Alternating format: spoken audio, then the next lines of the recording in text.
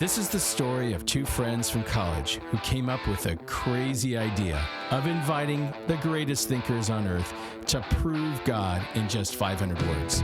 They didn't expect to get any responses, but they did. Ambassadors, senators, movie stars, captains of industry, scientists, media personalities, and more. They put 70 one-page essays in a book, which became a bestseller on Amazon, called Elevator Pitches for God. Friends, here are things we're going to learn in this podcast. Is there a spiritual world? What happens after you die? Are we judged? Do we see relatives who have passed? What is our mission in this physical world?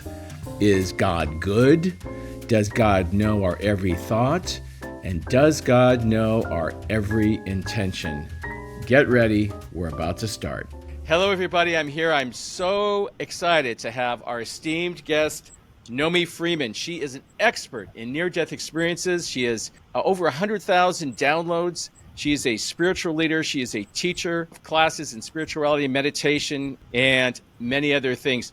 We are going to talk about near-death experiences. She is an expert. She has interviewed hundreds of people live. She's read thousands of accounts. We're going to find out a lot of questions about the universe right now, so buckle your seatbelt. Let's see what she has to say. How did you get interested in near-death experiences? Oh, wow. We're going back years. I was always interested in spirituality, and part of that is knowing what's beyond our physical world and our physical reality. So when I first heard about near-death experiences, and that was when the book Life After Life came out in the mid 1970s. So this book, Life After Life After Life was talking about, it's about a doctor who interviewed 100 people who, when they were clinically dead, had an experience. And up until that point, nobody wanted to talk about their experience if they had one, because when they started to talk about going through a tunnel, being out of their bodies, and having spiritual experiences, people said, their family, their friends, they told them, don't talk about this. Everybody would think that you've gone insane from whatever happened to you, whether Right. it was a car accident or any kind of thing. So people were not talking about it until Dr. Moody, he assured the patients that they were safe with him, that he would not think that there was anything wrong with them, and that he really honestly wanted to know what their experience was. And he found throughout those 100 patients that there were incredible parallels, that there were many things that everybody was talking about, people who did not know each other, who had no contact ever with each other. And they were all talking about traveling through a tunnel, experiencing a life review, being in front of beings of light. And it was fascinating. Right. So in other words, what you're saying is they couldn't collude with each other, call each other on the phone and say, listen, let's all say the same thing. We went through this tunnel with the light. In other words, it was completely unique to their experience, and they couldn't make it up. Which gives it more credibility. Because I mean, a lot of people, most people don't want to say anything because anything spiritual, people will think it's crazy, right? If it's not material in form. I mean, that's what I thought. It's like I didn't even realize there was a spiritual world. By the way, I should mention that Nomi wrote one of the essays in the book Elevator Pitches for God. These are 70 essays where we asked everyone to prove God, but we only gave them one page, 500 words to do it. And she wrote a magnificent essay. Here, I'm going to show you real quick on this thing. There's her essay. And I don't know if you can see it there. There's her bio and her picture. But she wrote an amazing essay. And I believe, in my particular case, this is one of those, I've struggled with belief in the spiritual world. And I find that these near-death experiences are so compelling as a piece of the puzzle to start believing that there is a spiritual world. There's a whole lot of stuff going on that we're not even aware of, and it's out there. I mean, you want evidence, you want proof of the Almighty, this is it for me. It did a great job. Anyway, so you've been at this, 14 years, 17 years, 20 years? How long has it been? So I originally found out about it many, many years ago, and then I just left it at that. And then about 12, 14 years ago, I took it on again. I found another book that I was interested in. I read more and more about it. Then I found out that there were websites where people record their near-death experiences. the NDE Research Association, and I started reading. And because I was already speaking in public, I started to speak about these experiences. And when I did, people started coming to me and saying, I had an experience, my friend had an experience, my wife had an experience. And I was collecting more and more evidence, more and more fascinating stories of people who were there, who experienced it. And it's on so many different levels. There could be two women who I met in two different cities, in two different countries, who did not know each other, they both told me exactly the same story. I had a car accident, I crashed, and I found myself above the car. My consciousness, my awareness, who I am, without my body, I was above the car and I was looking down and I could see through the roof of the car into the car where my body was. And their experience was very short. And a few seconds later, they said I was pulled back down and re-entered my body. And they had a very, very short experience. And then so many people told me, they're fascinating experiences. The longer a person is dead for, the longer time they have to experience more and to go deeper into the afterlife, into the other world, which is fascinating always. Do most people come out of an NDE believing in God? That's a very interesting question. I think yes. I think the answer is yes.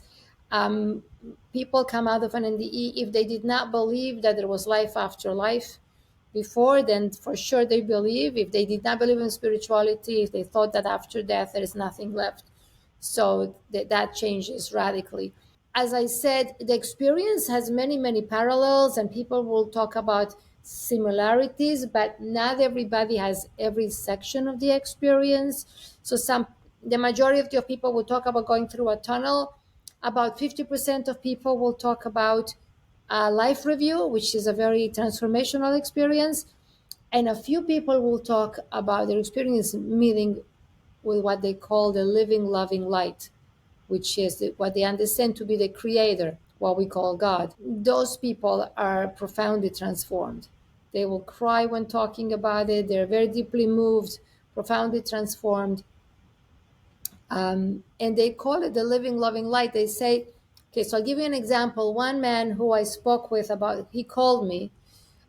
He called me from Israel to tell me his experience because somebody very close to him died suddenly, and he had had a near-death experience many years before.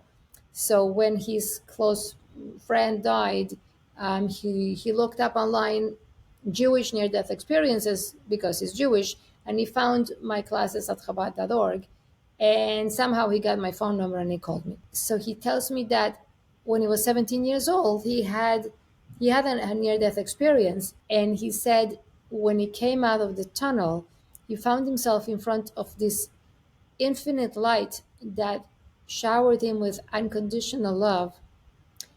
And he also said, if you want to understand what the experience was like being in front of this light, he said, take all the happiness, all the joy you've experienced in your entire life, make one package with all of it together, and multiply it by 1,000,000. That's what I felt when I was in front of the light.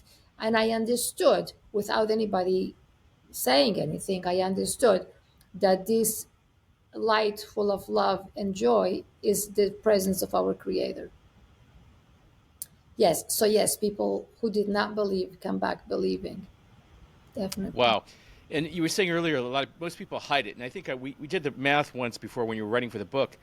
And it was, if we have 8 billion people on the planet, about 500 million have experienced an NDE. Because if you have a group of people, you will find that 5%, approximately 5% of the population has had an NDE, which is quite shocking. Yeah, that's But 400 in million my people. experience lecturing, and I've given the presentation or lecture maybe 150 times, almost every single time, somebody who was present will tell me at the end that they had an experience, or a relative or a friend had an experience. And sometimes it's a few people. Yes. Wow. So yes, in every group there is somebody. But people don't talk about it because they're afraid of being shamed and you're crazy and, Yeah. you might lose your job or something like that. Would love to talk about it, but they're inhibited and they won't mention it unless somebody brings it up and they feel safe. Wow. How has learning about NDEs changed you and your attitude towards the Mhm. Almighty? Okay, so it's changed me in two ways. And since you mentioned my attitude towards the Almighty, we'll go with that one first. It changed me in my closeness to God, and it changed me in my relationship to other humans as well. The people who had the experience, they said that they felt such acceptance, such infinite and unconditional love. They said that the love experience that they had does not exist in this world, so they cannot not explain it with words. People would not comprehend it. One woman said that if you put together the love of all the loving, kind mothers in the world, it would not add up to as much love as they felt was coming to them from the Creator who welcomed them on the other side. So, So, yeah. knowing that you are so loved and so accepted, it does change your relationship with God, knowing that God loves you like an elderly parent loves an only child, basically, and a million times more.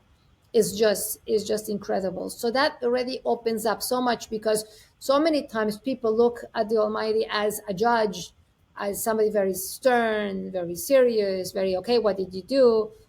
And there is a small element of that as well, but in a very, very loving way. For instance, there were people who, in their experience on the other side, they met with the being of light, and they were asked a question. And this question could be rather unsettling. They were asked, "What did you do with the life I gave you?" So while it might be slightly unsettling, it also is so encouraging, because you know that there is so much meaning in our lives, and everything we do is so valuable. And there is someone who sent us here with a mission, with a purpose to accomplish something. And when we go back wherever we came from, we're going to be asked these questions. So every day we need to ask ourselves, what am I doing with the life that I was given? What am I contributing? So Right. yes, my relationship with the Almighty was deeply affected as well, knowing that there is so much love, and there is expectation there, and we are held responsible for every detail of our actions, words, and even thoughts, even intentions. The second part of it is Did you all hear that? Your thoughts and your even intentions. thoughts and And I've heard of intentions. another NDE where this person went and they said, well, she gave a recollection when what she went through, and she said it wasn't the big things she did; it was the small things. And she said they were very concerned with her thoughts. They said you think a lot of negative thoughts, and your thoughts are being attached to these other people you're thinking of. And they said we don't want to see that anymore. Wow. They said we got to cut down on the negative. I mean, they were really concerned that this was her issue. They also loved the little things she did. She thought it was the big things they loved. They were really focused on. And this is great, because if this is true, ladies and gentlemen, this is how you reverse engineer how we should be living this life right now, because we now are going, like Nomi just said, how we're going to be judged. Yeah. So Nomi, what's the second way it's changed your life? Okay, so basically, when you grow up, your parents teach you to be kind, to be respectful, to do good things for people. But this takes it to a completely different level. People who had a life review in their near death experience, as they saw their entire life in front of them, like in a 3D movie, they not only saw, but they experienced every emotion that was in every event in their lives, big, small, and medium. And especially, they felt every emotion they caused every person they interacted with. So, as they were experiencing their life review, they felt in their own being all the love, kindness, and joy they had given others. And if they had not, and if they had done not unkind things, then they felt that as well. Wow. Now that changes how you live your life completely. How you Yes. make other people feel. I've heard the same thing, by the way, independently. Yeah. Naomi, you didn't tell me this from someone else that I've read this same experience. Yes. You live with the knowledge that everything you're giving to others is coming back to you. You talked about the little things. So I could share some stories where the little things are tremendous. Go So ahead. one time I gave this talk in Beersheba, Israel, and there was there a couple. He was a physician and she was a psychologist. And when I finished giving the talk, they approached me and they said, "We have a friend who had a serious heart failure and was dead for a few minutes. And when he recovered, he was a completely different person. Before his death experience, he had been a type A personality, very driven, very hardworking. He made many millions, but it wasn't enough. He was always driven to make more. In the process, there were things that had to change. Even though he was a good person, he was kind, he was gave attention to his family, but after the heart attack and the experience, he was a changed man. His family came first now, not his business. People came first, and he had a very, very different attitude in life in every way. This woman and her husband got the courage to go and ask him, "You are a different person since your heart attack. What happened?" And he said, "Well, I had a near death experience, and in it, I saw that everything we worry about is not important." They couldn't understand that, and they said, "What's not important? Can you explain?" So he repeated himself. He said, "Everything we worry about is not important." Okay, so what is important? So he says, "I'll tell you what's important. One day I was driving my car going to one of my meetings, and of course it's important and it's time bound." And he said, "I noticed on the sidewalk there was an elderly lady with a cart, and she was at the entrance of a laundromat. And there was a step, a high step, and this old lady could not get her cart up the step into the laundromat. So he said, I parked my car, I got out, I went and offered help. I picked up her cart, brought it into the laundromat, and picked up the bags from the cart so she wouldn't have to bend down. And I left her settled. And, it just took a couple minutes. And then I got back to my car and to my meeting. But when I saw this in my life review, it was like, wow, that's the best thing you did in your life. Wow, that really matters. Now you have to really put it in perspective, because this was a very wealthy man who had given a lot of charity. So it's not like he was selfish and this was the only kind thing he had done. No, he had donated huge amounts of money to charity. But then he inconvenienced himself to stop his car, put himself and his schedule and his meeting aside, and go help a stranger who needed help. And that showed us one of the most important things he had done in his life. What about these people who go around now, on social media screaming about other people, calling everyone else names? How would you connect what you know about NDEs and the afterlife and what they're really looking for and how to live a good life to be well received in the afterworld with how they're behaving? Because you see a lot of really, really bad behavior right now. So I would say that these people never had an NDE because if they did, if they would have experienced a life review with feeling the emotions that they're causing everyone else, and when you are in social media, you will affect thousands of people. So if they would feel that in themselves, they would immediately change, like all these people changed. People who had an NDE and came back to life, the main change is they are obsessed with helping others. They are obsessed with acts of kindness. It just becomes their fixation and their obsession. People even change their professions. Even if they had professions that are considered kind and helpful, like there was one man who was a policeman and he had an NDE. And when he survived it and came back to life, he retrained and became a therapist. He said, I could no longer touch a gun. It was a weapon that could cause death, and I could not touch the gun anymore. People who come back from NDEs change their lives radically. So in the example that I told you about the man who helped the elderly lady, he did not change his profession, but he shifted his focus in life. But there are other people who will change their professions, becoming therapists, teachers, nurses, and so on. Just so focused on helping others. They see it as such a vital core thing. So if that's the case, and helping people is what you're supposed to do, we can assume that not helping people and making other people feel lousy is exactly the opposite of what you should be doing, right?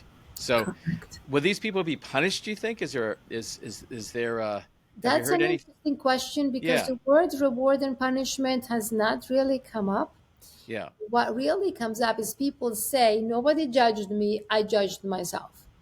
But the difference is that in this world, when we judge ourselves, we, evaluate ourselves and so on.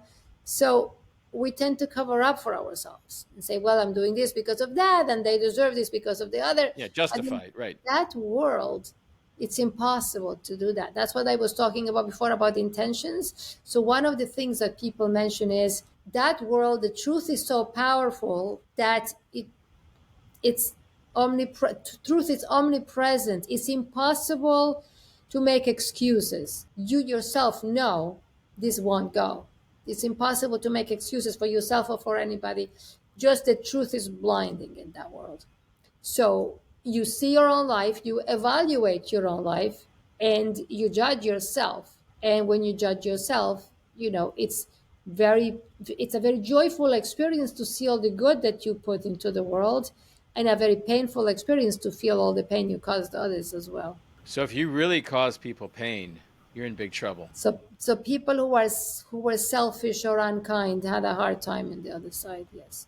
So one person said, from the many, many, many, many near-death experiencers that I've read or interviewed, one person said, it's like a bank account, and you have all your pluses and all your minuses, all the joy you've given and all the heartache or anger or sadness that or hurt that you've caused to others. And it's like a deposit and withdrawal account.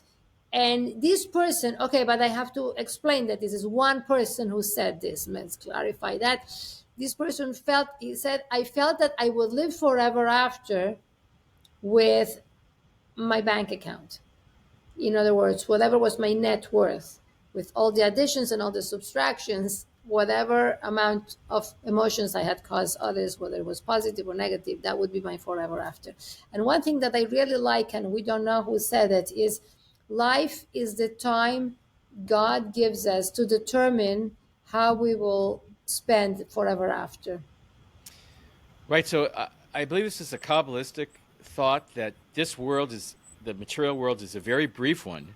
Yes. And that this is really a test, like you just said, to fill up your moral bank account for the afterlife, which goes on forever or for a very long period of time.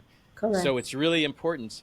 And that the wicked so a lot of people ask this question. I mean, this is a little philosophical. They say, well, look at all these evil people who have they have all this wealth and they're just terrible people. What they explain, they say, well, they get the reward in this world. They're being given the reward right now. They get a swimming pool or the big house or whatever it is that they get. But in the next world, they have nothing.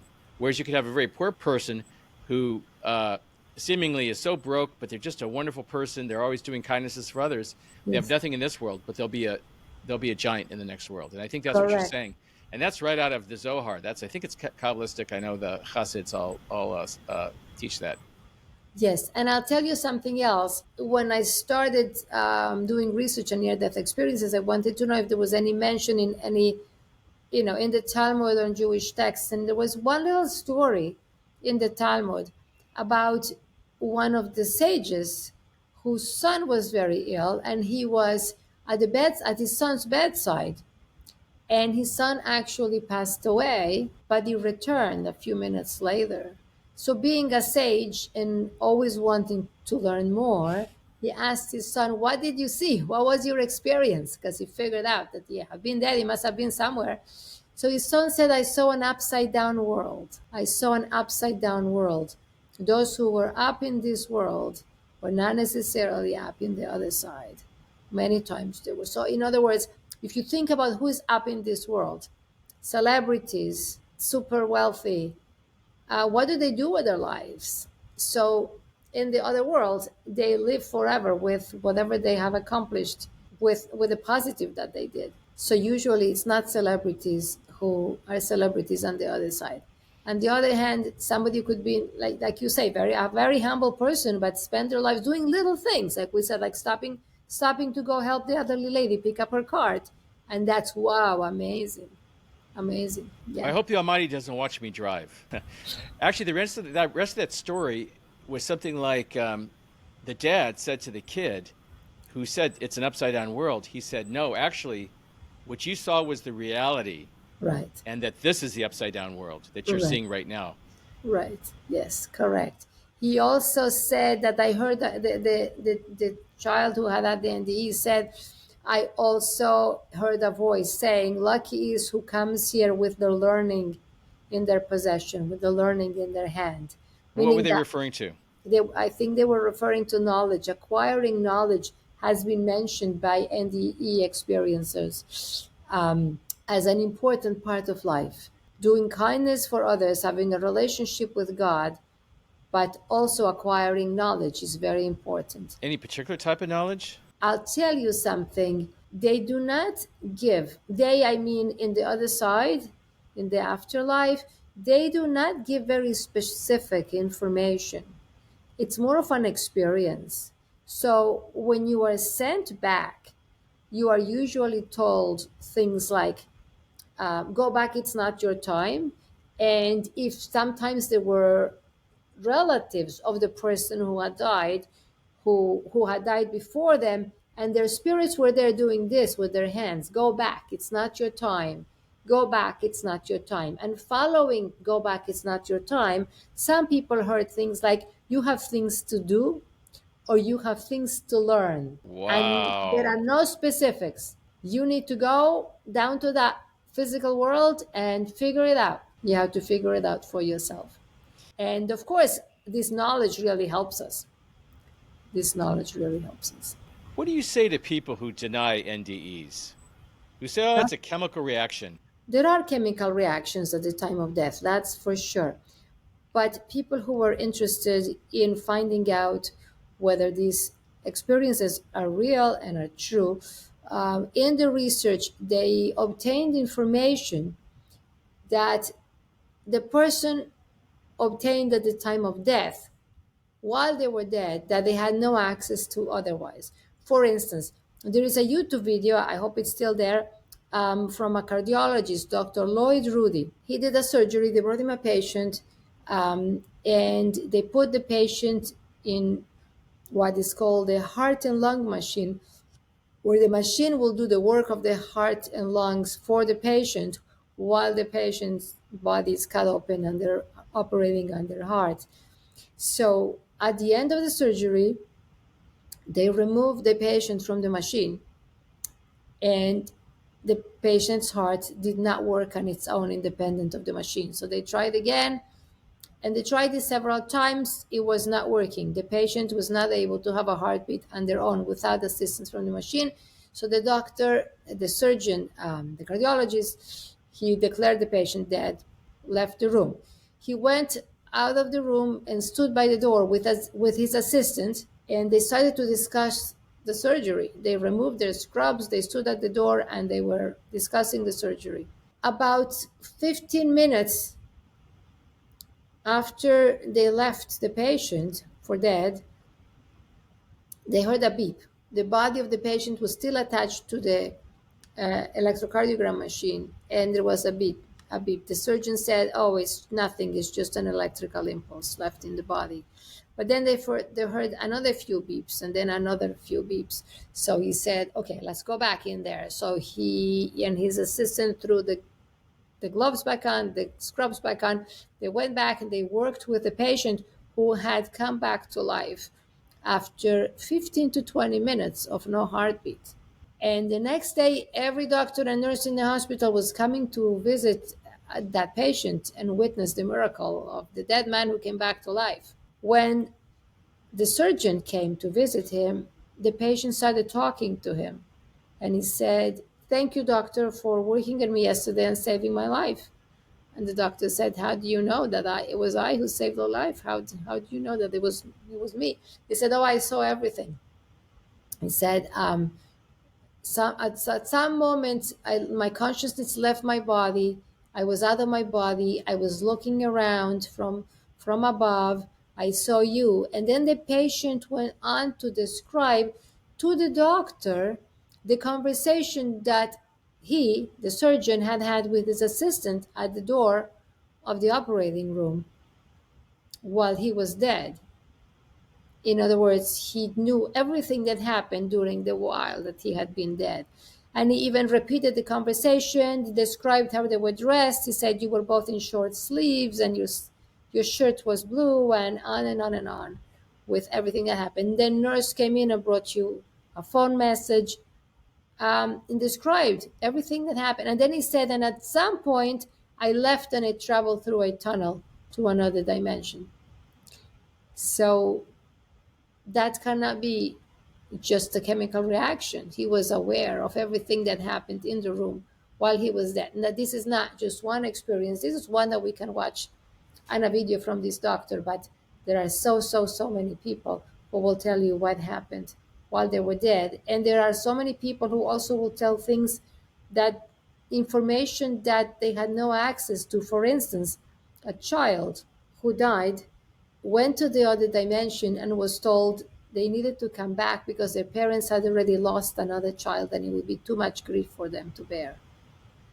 And while the child was in the other dimension, they met the sibling that had died before their birth, and their parents had never told them about it. So when the child came back, he said, "Regards from my sister." And the parents said, "What sister?"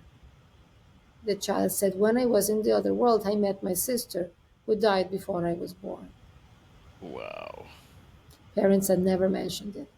So there is so much information that these people bring with them that they had no access to, no possibility of knowing.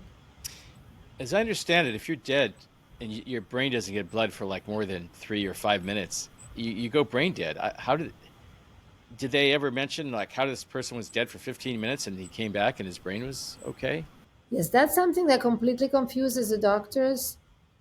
But many people who had these experiences, they met with entities. And when I speak about entities, is because we can't really name them. They could be angels, they could be spirit guides. They met with entities of light who spoke with them and told them, "We're sending you back." And they said, "I don't want to go back. That body, was very this or that." And they're told, "It's okay. You're sending you back. You're going to be healthy. You're going to be okay." So basically, there are exceptional experiences where there is an element of miracle and supernatural. Not the majority, though. The majority are very brief experiences. You understand the consequences of what you're saying and all this, right? That's why we're talking about it. That's why we're talking about it. The Yes, consequences because are, yeah, we better get things going. so I have a friend, and the reason we became friends is because of her near-death experience. So a common friend introduced us. This woman had been at a swimming pool, and she got to the top of the ladder to dive into the pool. She fell down and from the top and broke her head.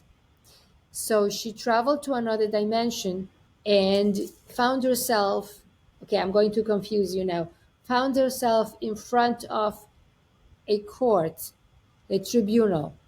I told you that you judge yourself. So this tribunal was made of entities who were assessing not her life, not judging her, were you good or bad, sort of, but assessing whether she was going to stay in that place or come back to her body. And she was only 20, 21 years old. So she says the judges, quote unquote, were sitting in a semicircle, and in the center there was an entity of such incredible light that I could not see who it was.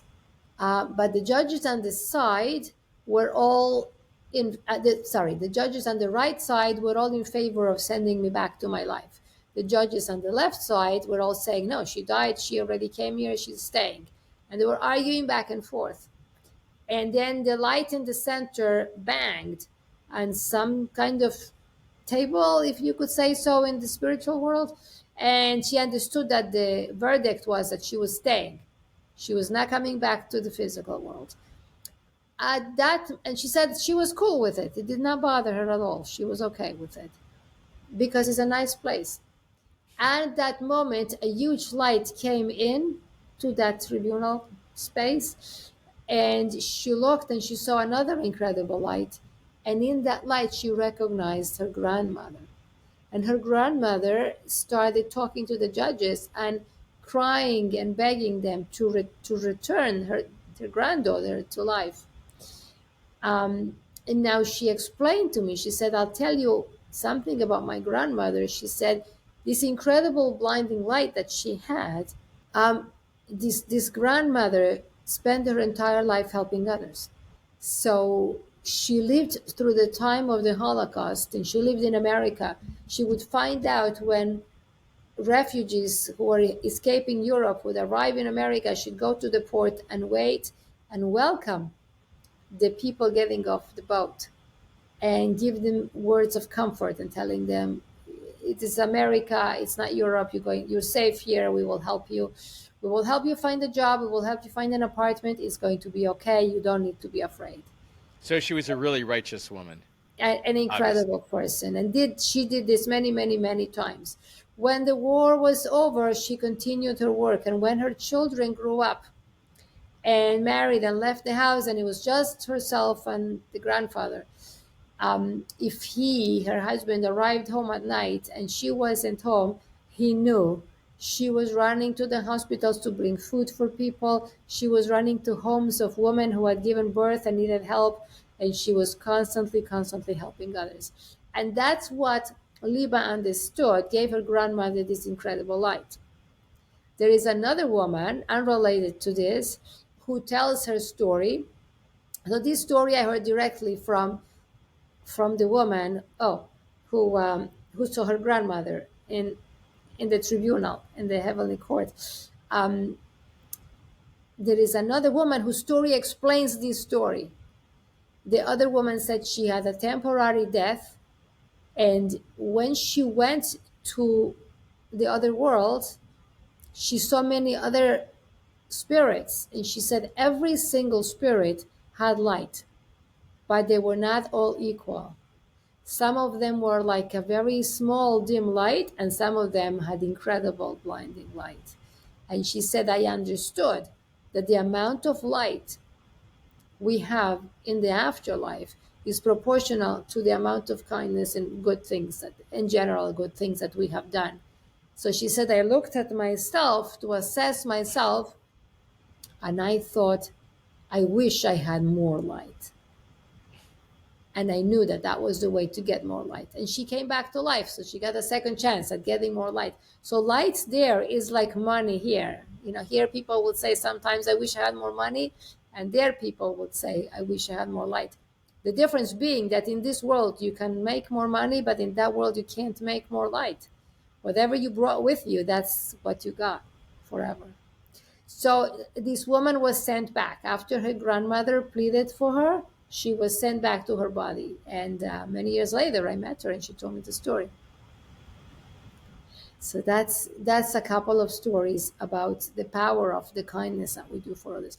But there are other stories that will show you other things. For instance, another person who suddenly felt very sick and suddenly died, and as they went to the other world, they did not have a life review. Instead, this other person experienced seeing an elderly man in white robes holding a book.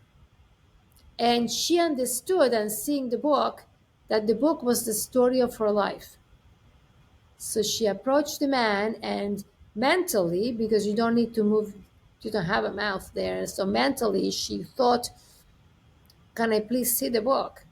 And the man smiled and handed her the book. She opened it and read it, and she said, yes, this is my life story. I recognize everything here as things that happened to me or that I did.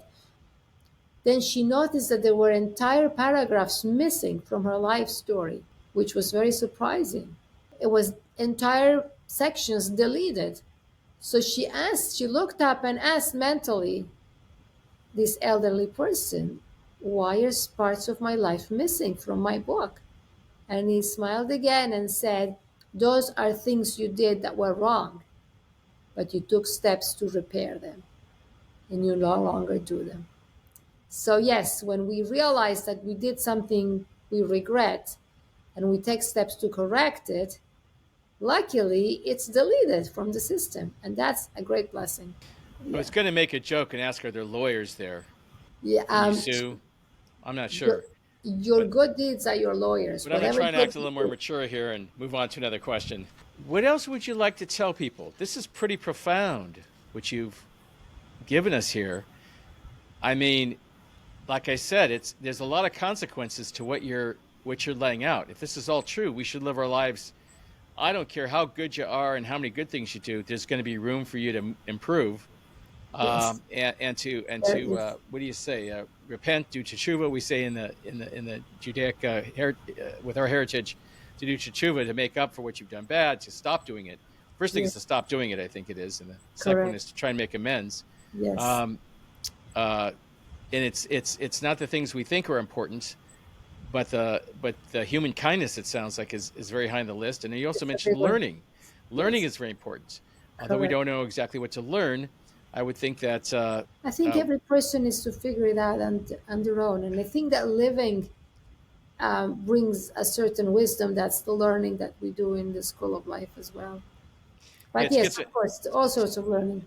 in other words, to really seek some wisdom about life, to realize what's Yes. important, not important. What else? What else do you want to tell us? That's Okay, some people. something that's very forgotten nowadays by some people, and people think, they don't relate to it, but people who had a near death experience talk about the effect of prayer.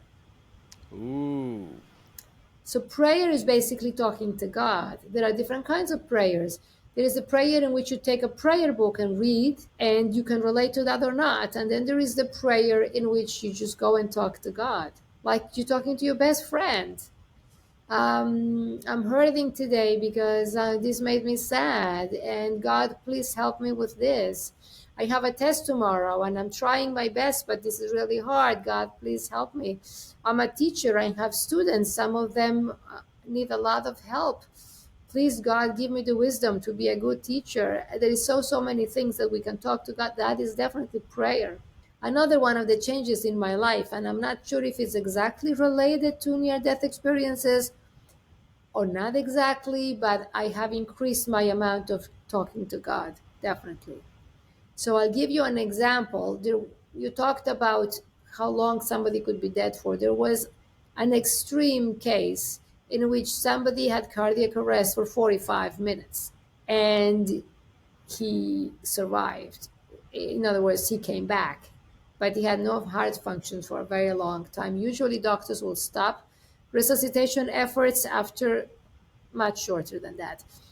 But the doctor who was busy with the resuscitation was also a friend of the family, and he could not get himself to stop. He could not get himself to go outside and tell the family they had lost the patient. So he kept on trying. In any case, when this person came back to life, one of the things that he said was, I know that there were a lot of people praying for me. He said to his friend, I heard every voice and every word of prayer that was being said on my behalf for my healing. I heard every voice and every word of prayer that was said for me. There is also a funny story, which is in that book, Life After Life, in which an elderly woman who had no children, she never married, she had no children, and in her last years, she was being taken care of by her niece. She was sick for a long time and she wasn't dying and she was tired of living. So one day she said to her niece, listen, I have already been to the beyond and back. It's beautiful over there. It's beautiful, but I can't die because you guys keep on praying for me to heal. She said, please stop praying. And they did. They stopped praying and she died. Now, this is a very wow. difficult story. It's funny and it's difficult because there are so many people that we pray so much for and they still died. Yeah. So, It sounds like from before, everyone has a destiny. There are certain things that if we haven't completed, if we haven't learned, correct. if we haven't done something that may affect many other people, I mean, clearly there's a path that we're all destined to go for. It almost makes you question free choice. In other words, do we have any free choice? If Well, there's we a certain definitely do. Otherwise, we wouldn't be responsible for every detail of our lives. But in good point, regards to good point. destiny, one of the things that we learn, which is very valuable, and we can't control it, but we can control our thoughts about it, is when these people were sent back, they were told, go back, it's not your time. And that's very valuable to know, because sometimes we are so devastated when somebody passes away. Right. But these people were told it's not your time, and they were sent back, from which we learned that there is a specific time for every single person. When we get sent to this world, we are given a certain amount of years, days, and minutes, and that's what you are given. There are exceptional cases in which people are given an extension, yes, but there is also a certain time limit. I'm just thinking about what you're saying, and it's just crazy. It's just crazy what you're saying. I mean, it's not crazy. I mean, it makes sense. It lines up with everything we read. Where I read a lot of Jewish philosophy, and it totally lines up with everything. I mean, it's Yes, um, we found you that. know, we have a rabbi who lived here in the early 18th century named we call him the Ramchal, Moshe Chaim Luzzatto, and he was visited by beings and from the past and in the afterlife. Who he was a brilliant man, and they taught him how it all works. And you can read in great detail. He wrote much of it down. What happens, how the whole thing works, and no one can make this stuff up, of course, because it's just it all makes sense too. Mhm. So when people ask about the afterlife, I say, we actually know quite a bit. There's a lot we do know, and you just have to pick up books and start reading about it. The Round Call is probably not a beginner's book, but at some point, if you want to open it up and start tackling it, and if you understand its terms, you'll go, okay, and it's really detailed. Yes, it is. So And what we said before, when you're talking about is really detailed, what you said before, that you were surprised that even intentions matter. So, right, like in this world, you only see the physical, and somebody could go and do a good deed, but they could have, ulterior motives. They can help you because they want your favor, or who knows what. But in that world, when you see people's actions, you even see their intentions. One person on NDE said, your intentions there are as real and as tangible as your actions. Everything is there. Everything is there. So we need to be very truthful with ourselves and with the Creator. right. So if you go out to do good deeds so you can get into the afterlife and have a nice limo pick you up, that's not going to work. Okay, it has to But come it's from a definitely better than not doing the good deeds. true. Okay, good point. Good point. But the thing So, is, the best thing is to just say, "I'm doing this." In fact, again, we have in Jewish philosophy things that say you learn for the sake of learning, and you do things with no expectation. For instance, we have a burial society, the Chevra Kedusha, where yes, it's one of the great things you can do, because when you help to bury a person, wash their body, prepare them for death, and there are volunteers, people who do this.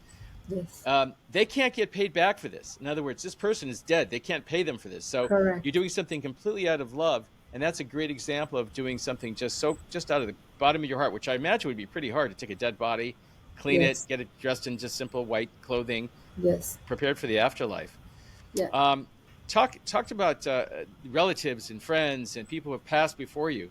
Is that something that's pretty consistent? Do you meet your parents again? Do you meet your relatives again who have Many passed? people do. Many people do. They meet parents, grandparents, aunts, uncles, friends, even pets.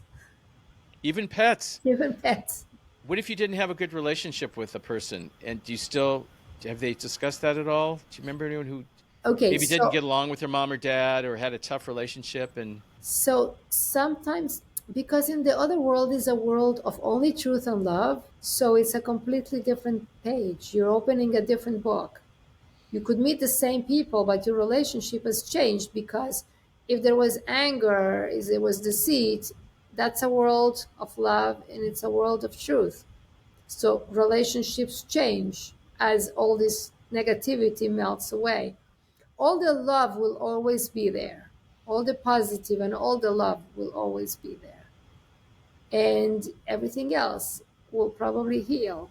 I'm thinking about what you said. One person said that I point out one person because if I see something that was talked about by thousands of people, I'm more confident that I can trust it. One person said this is one specific experience. One person said that when a person is dying, The spiritual entities inform those who were connected to them in their life. And then they have a choice to go greet them. In other words, the dead relatives and friends are informed, and then they have a choice to go greet the person who's coming to the afterlife. That's what one Really? person said. That's what that's what one person said. Yes. I mean, sometimes people pass and, maybe you were in bad terms or something like that. This happens. People didn't say what they wanted to say. So in other words, you might get another chance to see that person, reunite with them and say, listen, I'm sorry, or, I never said this or that, or whatever it is. Whatever the unfinished business you have another chance possibly. Maybe it's possible. Is it fair to say that we shouldn't be afraid of death? Absolutely. Absolutely. Because the people who experienced it, they had such a positive experience. Many of them didn't want to come back. One woman was resuscitated in hospital, and when she opened her eyes, she slapped the doctor. She said, it was so beautiful there. Why did you bring me back? I bet But he that's wasn't expecting that. Here he so, brought her. Yeah. yes. Yeah. Yeah, so people who have a near death experience lose their fear of death. They know there is a place that's very beautiful, a world of love and joy and light, and it's something to definitely not to be afraid of. The only thing that we could be afraid of is doing the wrong thing so that we mess up our afterlife. So Right. And keep we in mind, could, these are people who probably this is a subset of people. Now, some people may die and their soul may never come back. And the Almighty might just say, look, they were just terrible in this world. I'm not going to bring them back. There's no afterlife. There's no going any, they're all done because we're only listening to what this group of people who came back have to say. Those that go the other way, we never hear from them. I mean, that's pretty fair to say, right? there were people who went to hell and came back. There were. There were. It's a small minority. Okay. Just like we said that 5% of the population has had an NDE. From all the NDEs, there is a small percentage, 5-7%, that has had a negative near-death experience. Can you tell me about it? And each one is different. In the positive side, there is this experience of meeting dead relatives, in some cases, being in the presence of the loving living light, or of loving entities like angels, being in a place of love and light, and so on. And the negative side, the experiences are very different. They really vary. One person contacted me through Chabad.org because she had seen my videos online, and she emailed me. Then we talked on the phone. She said her brother had been dead and came back, and he said his experience was very devastating. His experience was that he was alone in the universe. He felt that he was alone. There was no one else, and that's a definitely unpleasant experience. Since I do not know this person, not the woman and not her brother, I have no idea why he had that experience. But there have been a few people who talk about being in a gray area, in a place of sadness and depression that was gray and gloomy and unpleasant. But let's get back to the good side. The majority of people have had positive, happy, and loving NDEs. What do you want to leave our viewers with? What do you recommend they do?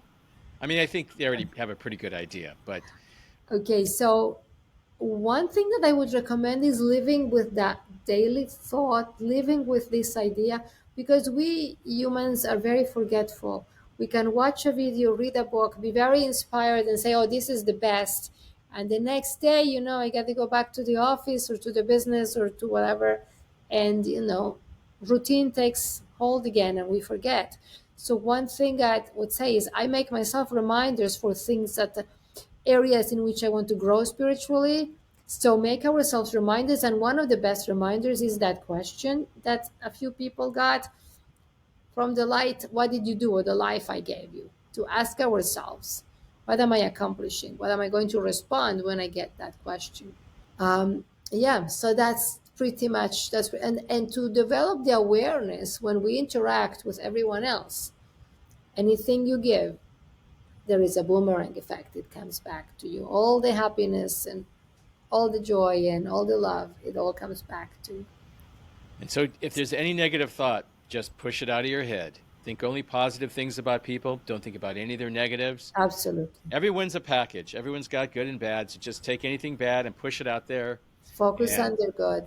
and when you Yes. think about that person, think only good things.